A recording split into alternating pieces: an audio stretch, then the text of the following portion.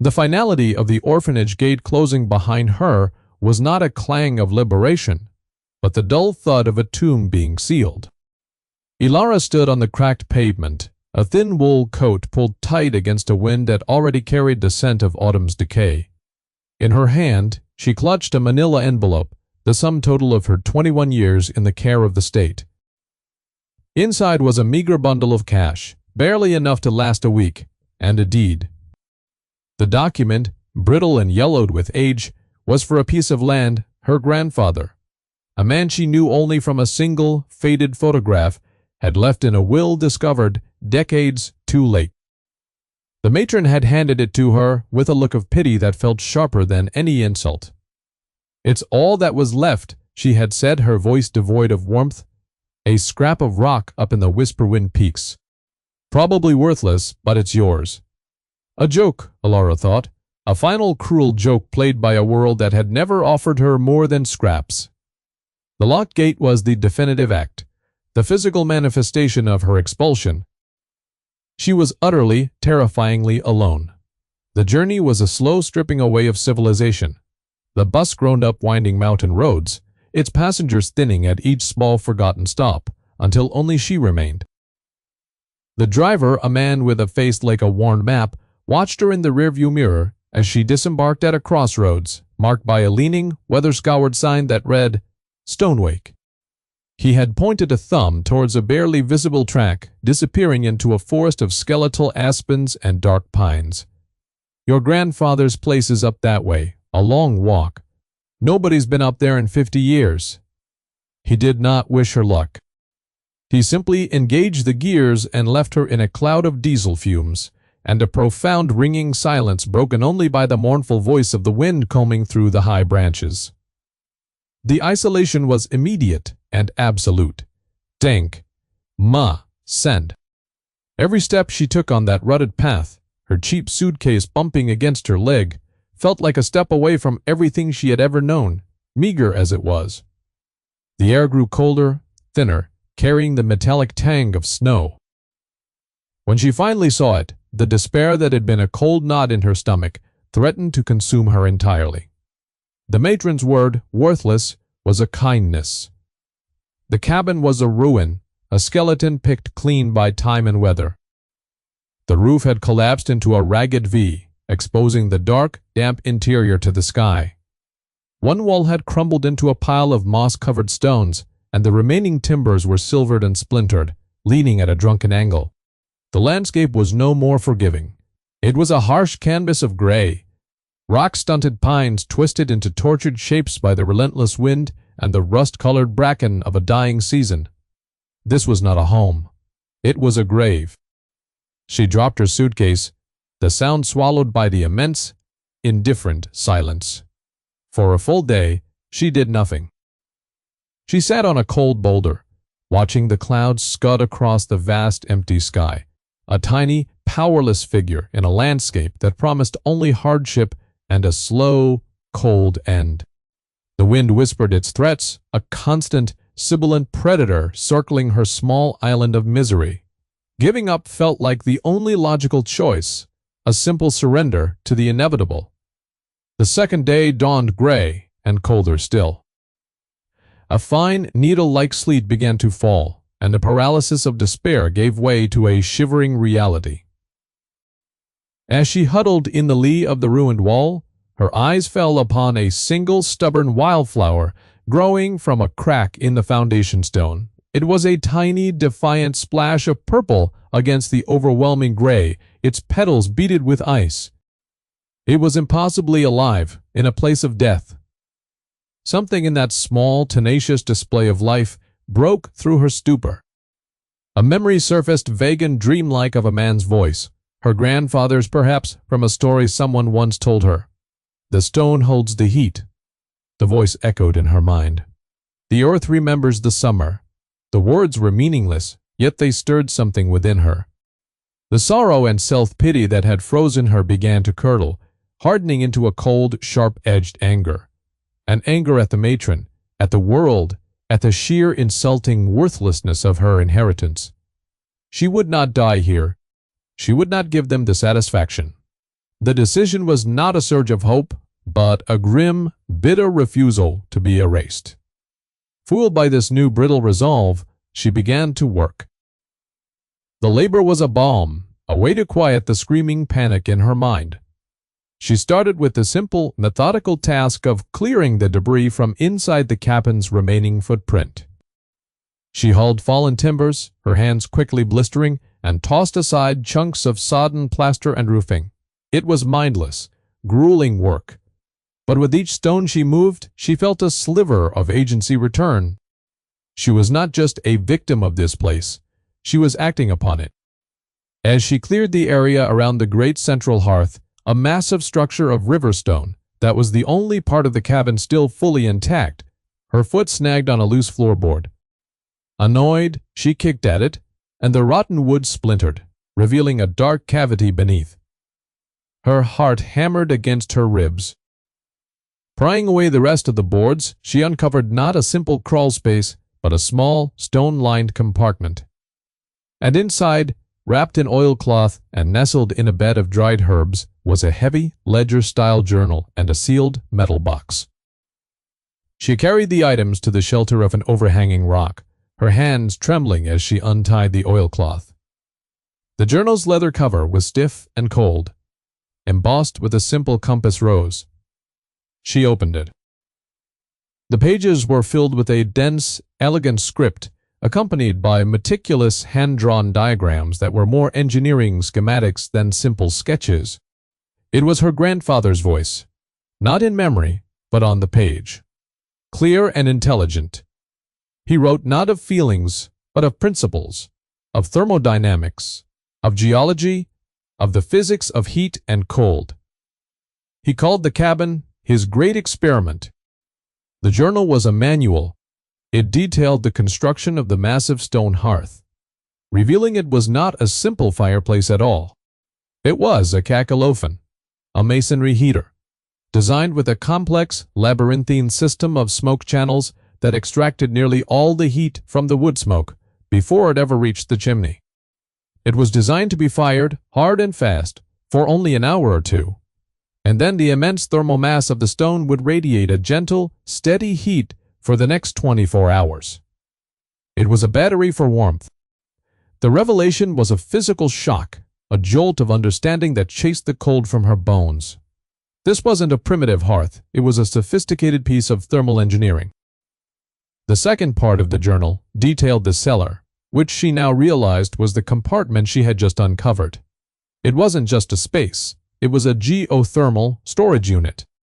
Dug deep into the earth and insulated with layers of gravel, sand, and moss, it was designed to maintain a constant cool temperature year-round, drawing on the stable temperature of the deep earth.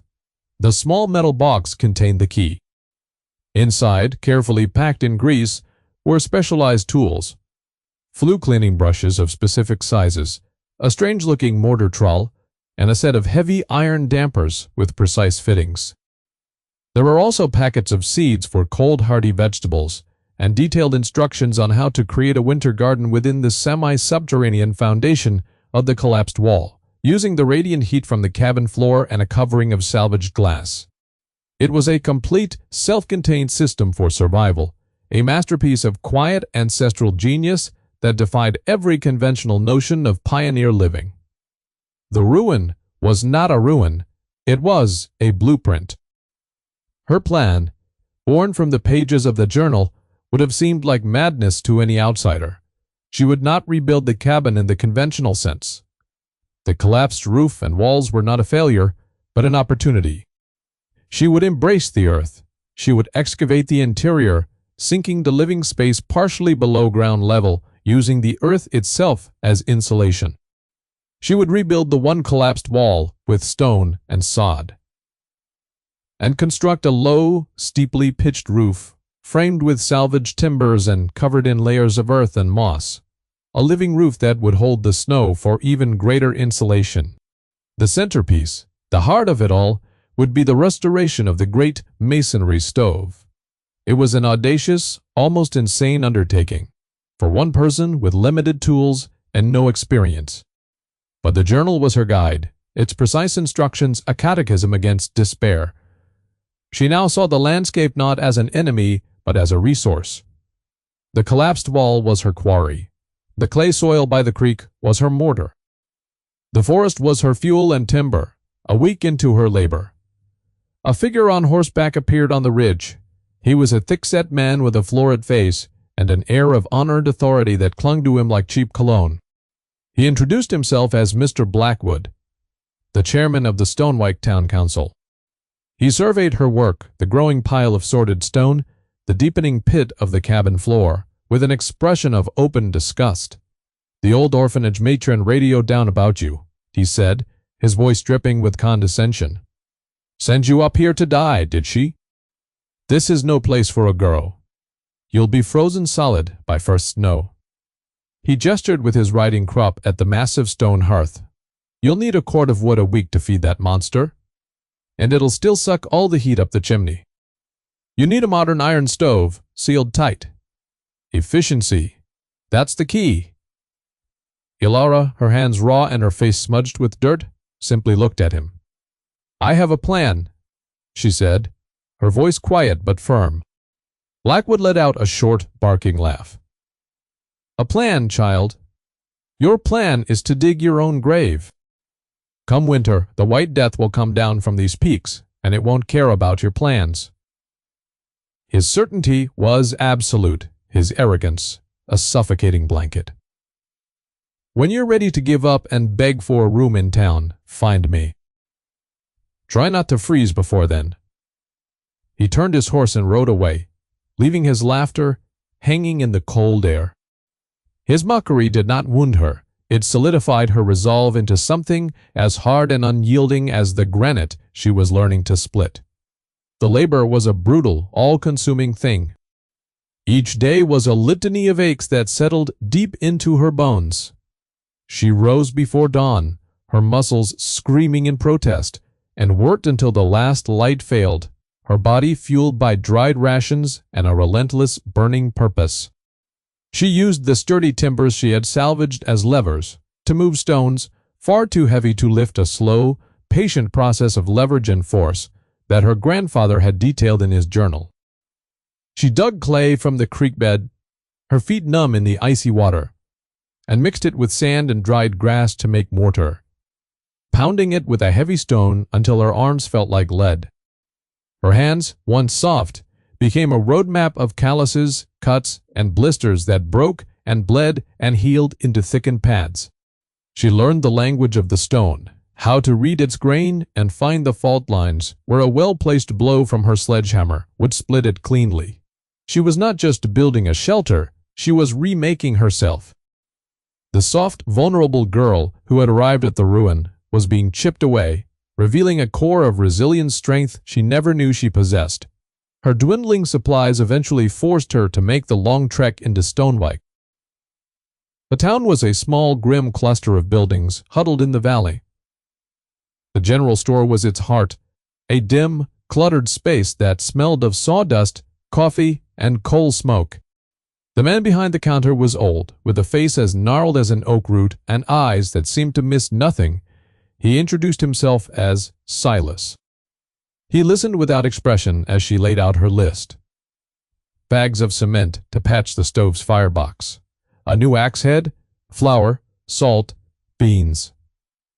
"That's a lot of credit for a stranger," he said, his voice a low rumble. "Blackwood was in here yesterday. Said you were digging a hole to die in." Ilara met his gaze without flinching. "Mr. Blackwood is wrong." She explained her plan. Not the intimate details from the journal, but the general principle: rebuilding the great stove, sinking the floor, using the earth.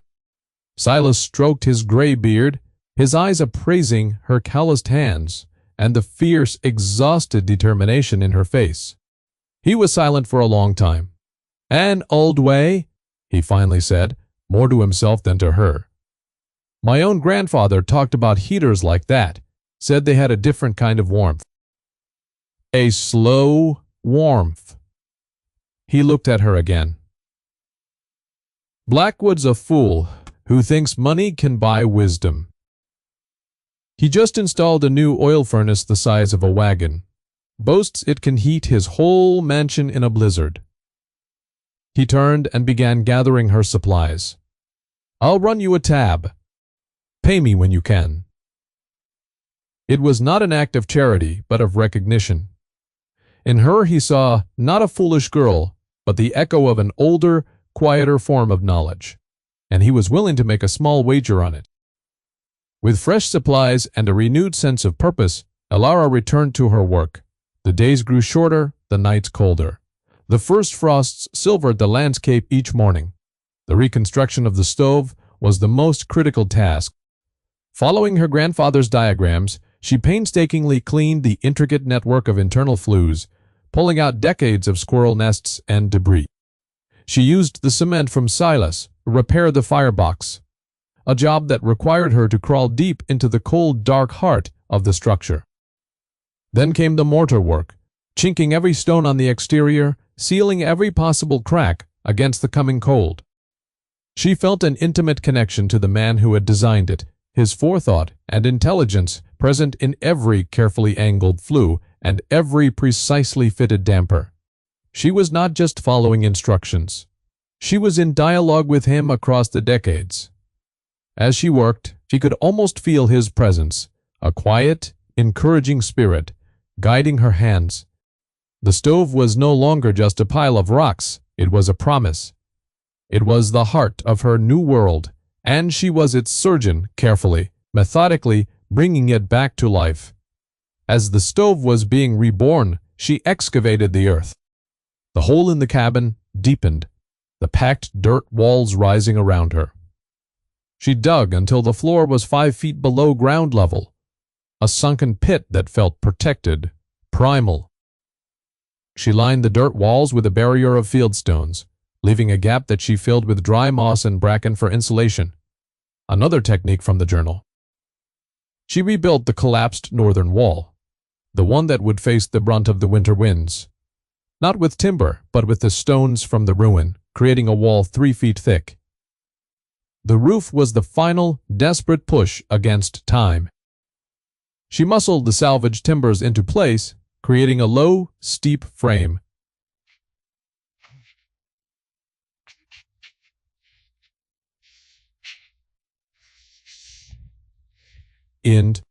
Over this, she laid a bed of thick pine boughs, followed by the preserved oilcloth from her grandfather's cache. And then finally she shoveled on a thick layer of the excavated earth and covered it with sod. Her home was now a low mound on the landscape, a part of the hill itself, with only a single deep-set window and a heavy plank door facing south. It was a hobbit hole, a den, a fortress against the coming storm. The harbinger arrived on the radio. Silas had insisted she take a weather bulletin, crackling with static, interrupting the tinny music. It was a storm of historic proportions, a Siberian express plunging down from the Arctic, promising record-low temperatures and blizzard conditions for at least 3 days. The announcer's voice was grave. He called it the White Death, the same term Blackwood had used with such derision. In Stonewyke, a quiet panic set in. People boarded up windows and piled firewood on their porches. Mr. Blackwood, smug and secure, gave an interview to the local radio station, boasting about his state-of-the-art oil furnace and his backup generator. He spoke of the town's resilience, but made a pointed, pitying remark about the poor, foolish girl up on the peak who was surely doomed. He made her a public object lesson in the folly of ignoring modern, conventional wisdom. Elara felt no panic. As the sky turned a bruised, ominous purple, and the wind began to howl like a hungry wolf, she moved with a calm, methodical purpose. She had already gathered her fuel, not a massive woodpile, but a modest, carefully selected stack of dense, seasoned hardwood. She brought the last of her supplies inside, bags of flour, beans, and the few hardy vegetables she had managed to grow in her small protected patch. She checked the stove's dampers one last time, ensuring the seals were tight. Then, following the journal's instructions, she built a fire in its deep, cavernous firebox. Not a slow, lazy fire, but a roaring, ferocious blaze that she fed with log after log for 2 solid hours. The stove consumed the wood with incredible efficiency, the flames roaring up the primary channel with a sound like a jet engine. The exterior of the stone monolith remained cool to the touch. When the prescribed 2 hours were up and the wood had been reduced to a deep bed of glowing coals, she closed the heavy iron dampers, sealing the heat and the carbon monoxide safely within the stove's stone guts. Then she waited. The first snowflakes, hard and granular like salt, began to skitter across the dirt roof. She retreated inside, barred the heavy door, and lit a single oil lamp. In Stonewyke, the storm hit with the force of a physical blow. The wind shrieked through the valley, driving snow horizontally, piling it into monstrous drifts that buried cars and blocked doorways. The power grid, burdened by thousands of electric heaters, flickered and died within the first hour. The town was plunged into darkness and a terrifying deep cold. Families huddled around their ironwood stoves, feeding them constantly, but the heat was a fleeting thing. It rose directly to the ceiling, leaving the floors icy, while drafts, like invisible fingers of ice, crept in through every crack in the walls and window frames. The stove devoured wood at an alarming rate, and the carefully stacked cords on porches began to shrink with terrifying speed. Fear, colder than the wind, began to settle over the town. They were in a battle of attrition against an enemy that did not tire. In his sprawling modern house on the edge of town, Mr. Blackwood was initially unconcerned. His backup generator had kicked on, powering the lights in the massive oil furnace. He sat in his leather armchair, a glass of whiskey in his hand, listening to the storm rage outside with a sense of profound satisfaction. He was prepared. He was intelligent. He had invested in the best technology, but as the first day bled into the second, a problem emerged. The wind was so ferocious and the cold so intense, 30 below zero then 40, that the furnace, for all its power, could not keep up. It ran constantly, burning through its 1,000-gallon tank of oil at a prodigious rate. Cold spots appeared in the large, airy rooms. The wide picture windows, his pride and joy, became vast sheets of interior frost. By the third day, the generator sputtered and died, its fuel line frozen solid. The house went dark. The furnace went silent. And the profound, invasive cold of the mountain began to seep into his palace of modern convenience, turning it into a vast, luxurious icebox. Meanwhile, in her earthen shelter, Alara experienced the storm as a distant, muffled roar.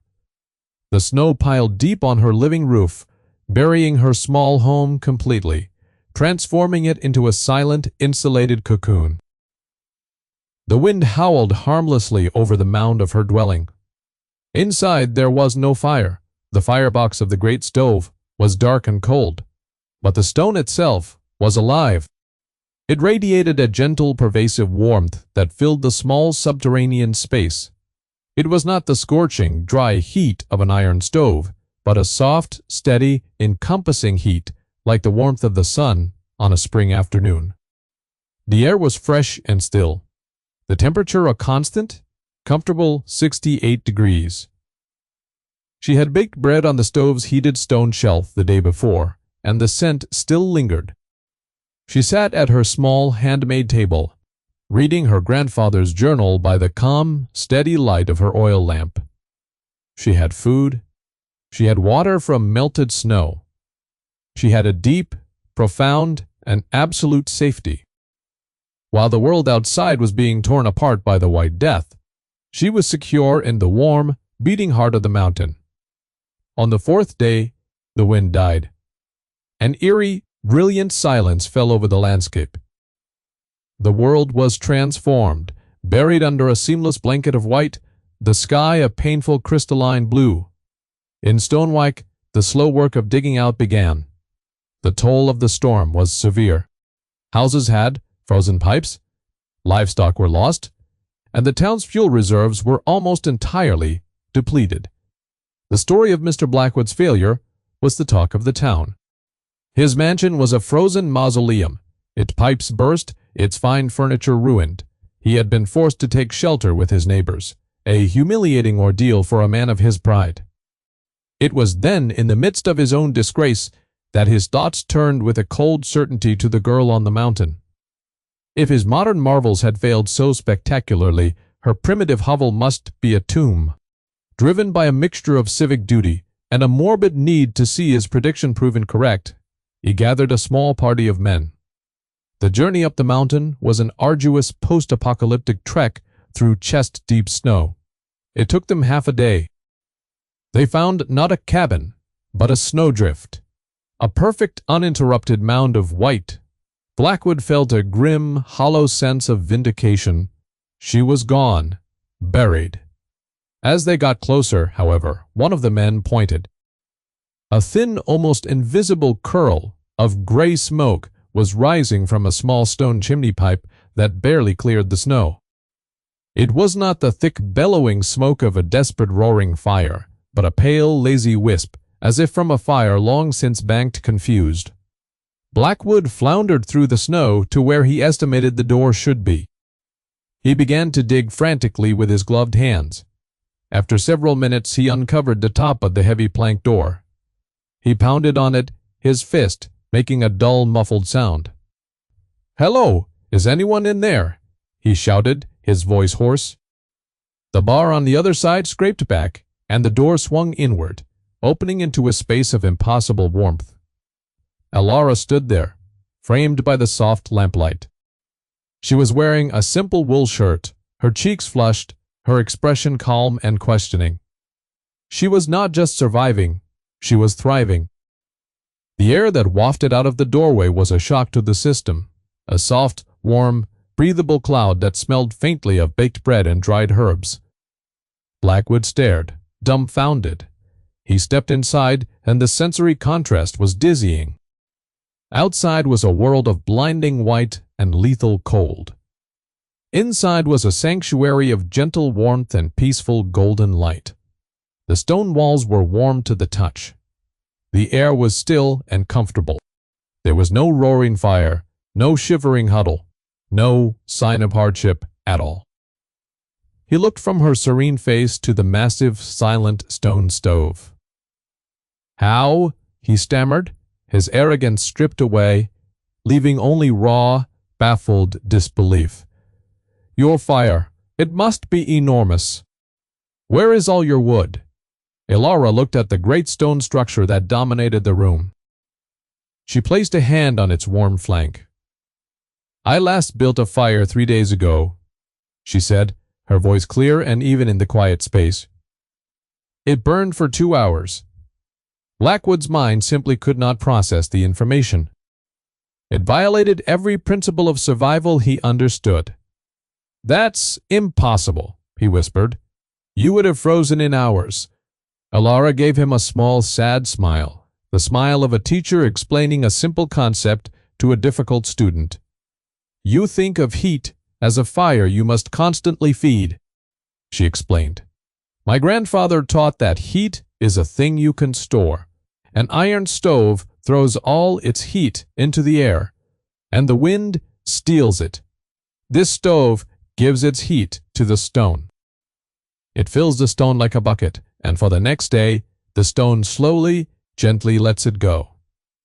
She patted the warm rock again. "The earth remembers the summer," she said, quoting the phrase that had sparked her journey. "And the stone remembers the fire long after the flame is gone." The men who had accompanied Blackwood stood in stunned silence at the doorway, witnesses to the miracle. When they returned to Stonewike, the story spread like wildfire. It was a tale of 2 systems, 2 philosophies. The story of Blackwood's loud, expensive, modern failure, and the story of the orphan girl's quiet, ancient, and profound success. Blackwood's humiliation was total and public. He had not only been wrong, but his arrogance had made him a town-wide symbol of foolishness. He had boasted and postured, and the quiet girl in her earthen den had proven him a fool, with nothing more than stone, clay, and forgotten wisdom. His authority evaporated. He became a laughingstock, the man whose mansion froze while the gravedigger basked in warmth. Within a month, he sold his property at a loss and left Stonewike, unable to bear the weight of his own shattered worldview and the town's pitying, knowing glances. The perception of Alara shifted overnight. She was no longer the foolish, pitiful orphan. She became a figure of awe, then of respect. People began to make the trek up to her small home, not with pity, but with questions. They brought gifts of food and tools, not as charity, but as offerings. At first, they were hesitant, but Alara welcomed them with a quiet grace. She showed them the journal. She explained the principles of thermal mass, of passive solar gain, of geothermal insulation. She held nothing back. The knowledge her grandfather had preserved was not hers to hoard. It was a legacy to be shared. She became a teacher, her small, warm cabin, a classroom where the hard-won wisdom of the past was offered to a future that desperately needed it. The transformation of the community was slow but profound. The following summer, several families, with Lara's guidance, began building masonry heaters in their own homes. They retrofitted their houses with better insulation, dug deep root cellars, and oriented new constructions to take advantage of the sun. They were relearning a language of resilience that their grandparents had known, but that the age of cheap, convenient energy had caused them to forget. The town, humbled by the White Death, began to look inward to its own history and its own resources. For strength, it became more self-sufficient, more robust, and more connected to the rhythms of the harsh and beautiful land it occupied. The arrogance of the modern was replaced by a respect for the durable. Years passed. Alara's earthen home remained, a testament to her initial struggle and ultimate triumph. Her hair was now streaked with gray, but her eyes held the same quiet, determined light. Her grandfather's journal sat on a place of honor by the stove, its pages soft and worn from 1,000 viewings by the people of the valley. She had taken a worthless inheritance, a joke of a property, and unearthed a fortune far greater than money. She had found a lifeline, not just for herself, but for an entire community. Her legacy was not written in laws or etched onto monuments, but built into the very hearthstones of the town, a living warmth that would endure for generations. The world is full of shouting, loud voices proclaiming new, better, faster ways, promising easy solutions and technological salvation. They build great, gleaming houses of glass that cannot stand against the wind, and they mock the simple strength of the stone. But there is another kind of knowledge, a quieter wisdom that sleeps in the earth and is written in the forgotten journals of those who came before. It is a wisdom that understands that resilience is not about fighting nature, but about understanding it. That true warmth comes not from a raging, consuming fire, but from a slow, steady, and patient heart. The greatest strength is often found not in what is new and loud, but in what is old, overlooked, and willing to listen to the whisper of the stone over the roar of the wind.